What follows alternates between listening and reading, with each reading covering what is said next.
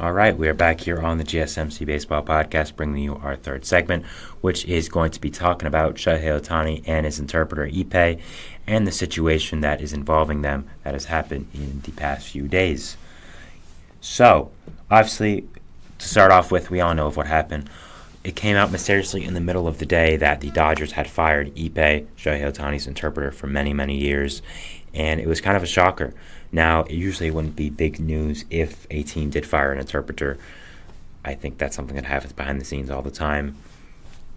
They have a hard job, so I think if they mess up a few times, they are kind of out of there. So I don't think it's necessarily a huge deal, again, if they do fire an interpreter. But why was this a different story?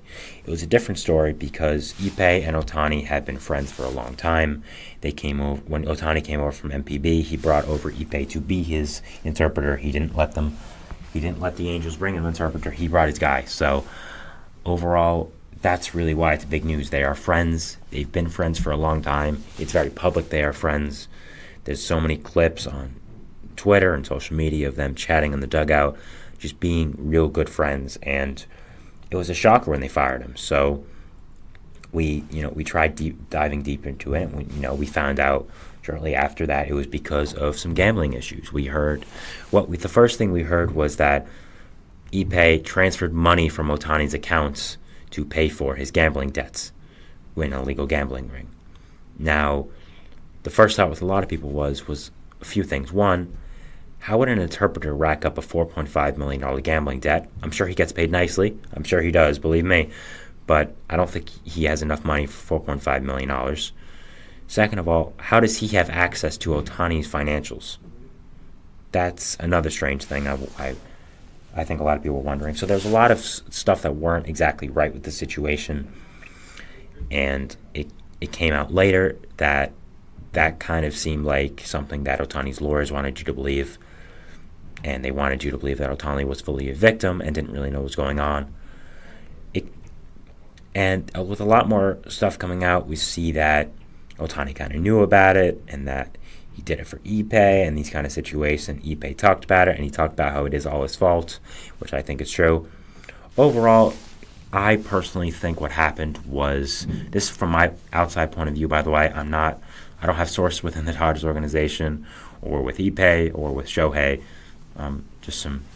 Just some guy from New York who talks about baseball. I don't have sources. If I do have sources or I get a scoop, I'll tell you guys up front, and I'll say if I get this wrong, I get it wrong. But here's what I'm hearing. But I don't think I have that. But with what I personally think happened was Ippei has a very bad gambling problem.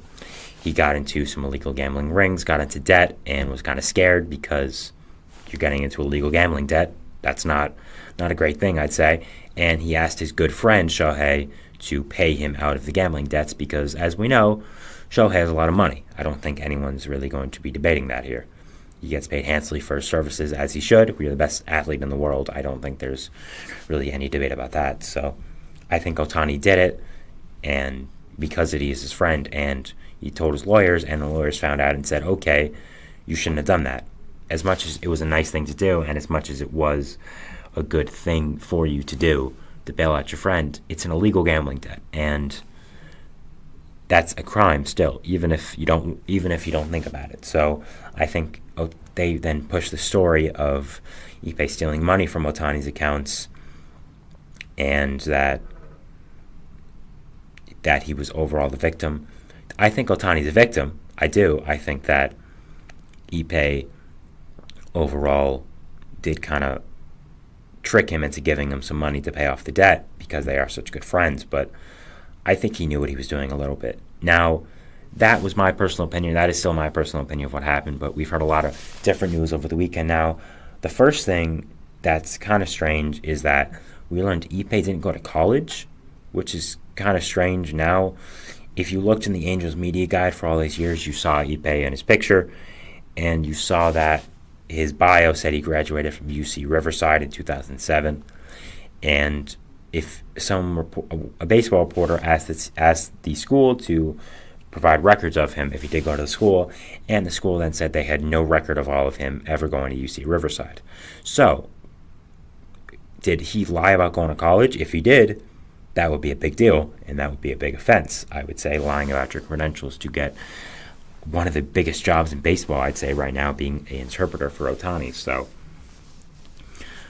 there's a lot of stuff we didn't know about Ippei, apparently. A lot of people think he's a pathological liar, and he's kind of a sociopath. I think that's kind of overreacting, but there are a lot of stuff going on with him, and a lot of people are forming opinions about him. So it's just a lot of different stuff going on with the situation, a lot of different sides going back and forth with what happened and all this. So, excuse me. Overall, what I said is what I think happened, but again, we don't know because there's been a lot more information coming out. Apparently, Ohtani was visibly mad when he heard the story came out, and that was the first time he heard anything about that. So I don't know what's happening with really all this, but I'm just giving my outside perspective on it, kind of update on it. A lot of people think Ippei was the fall guy, and Ohtani's some massive sports gambler who had his friend take the fall for him. I don't think that's true. If it was true, believe me, it'd be a hell of a 30 for 30. I'd say that. It'd be a great 30 for 30. But I think people are kind of bored and kind of just wanting baseball news to start.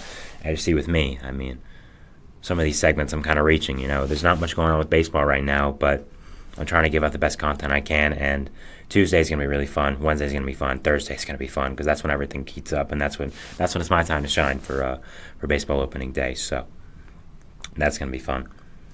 But yeah, that's really just what's going on with Ohtani and his interpreter, just the updates that I have him happening right now. Ohtani was supposed to speak to media today at 5:45 Eastern, and he then took that back and is now saying he will have a statement provided to us by him, which is probably going to be from his lawyers, I'd assume. So that was another thing that's in this case. So overall, just a lot going on with Ohtani and a lot going on with the interpreter, and just not I don't think how anyone imagined Ohtani's career with the Dodgers would start, and not how I'd say he wanted it to start, believe me. So not great. But overall, the effect on the Dodgers I think this could have is not that high. Is it a distraction?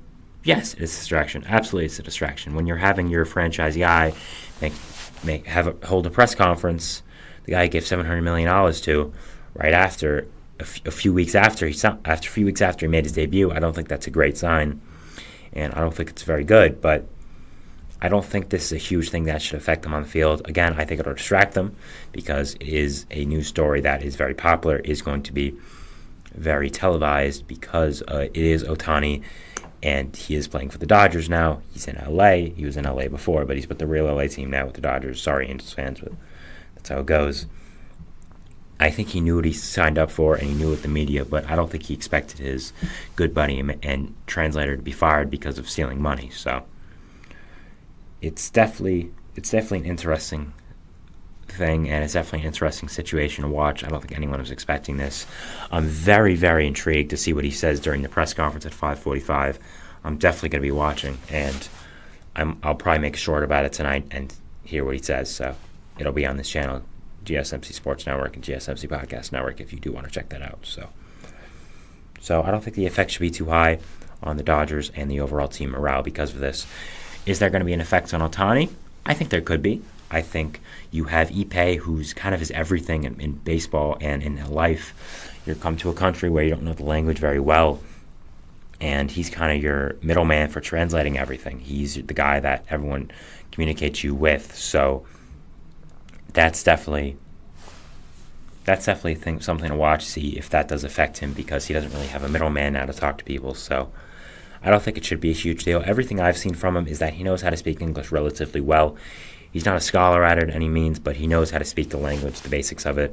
And I'm not judging him at all. Believe me, I know no other languages but English. So anyone who can learn even some other languages at all and speak it well, they have my full respect. And I think Ohtani's done super well with that, and has done really impressive with that. He's just an overall smart guy, and I think we'll do fine if he has to speak English himself. Maybe not for big, long statements, but I think he definitely knows the basics. And again, good for him, because learning another language is very, very hard. I talked about this with one of the younger players a while ago, with Yamamoto. I talked about it with how that's a factor you have to look towards with players coming over. So definitely going to be very interesting to watch, see how it does affect Ohtani and what does happen with him and Ippei, and overall what the effect is going to be on Ohtani, and more news we hear about this in the future.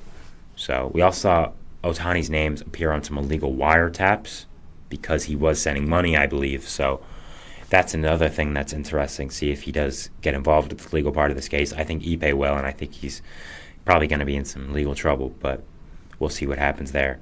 It's apparently Ippei's own wife unfollowed him on Instagram, which is kind of crazy. So I don't think he's going to be in it for a great part of his personal life, but that's not for me to talk about. I'm sure to talk about the baseball side of it. So overall, that was my thoughts on the Ohtani Ippei translator situation, yada, yada, yada, all that kind of stuff. It's a very delicate situation. It's a very interesting situation, and it's something we're going to learn a lot more about in the coming weeks and especially months, just seeing how this whole thing does unfold. I don't think it's how anyone imagined Ohtani's tenure with the Dodgers would be starting. I don't think it's how Ohtani imagined his tenure with the Dodgers would be starting, but it's baseball, and especially it's life, and crazy things always happen. So these are the things that do end up happening here and are what is going on. So yeah, we'll be updating the situation as it does go on in the future. Definitely, I can guarantee that, and we'll be talking about it then. So yeah. All right, so that was the end of my third segment. We're going to go to our fourth and final segment, which is going to be about some general news around the league, some news stories I did want to talk about. Just, again, I do this usually as my last segment, always some news I thought was notable, but not notable enough to be its own segment. So we'll be talking about that there, and we'll be talking about that now. So thanks, and see you then. Bye. Ooh, there we go.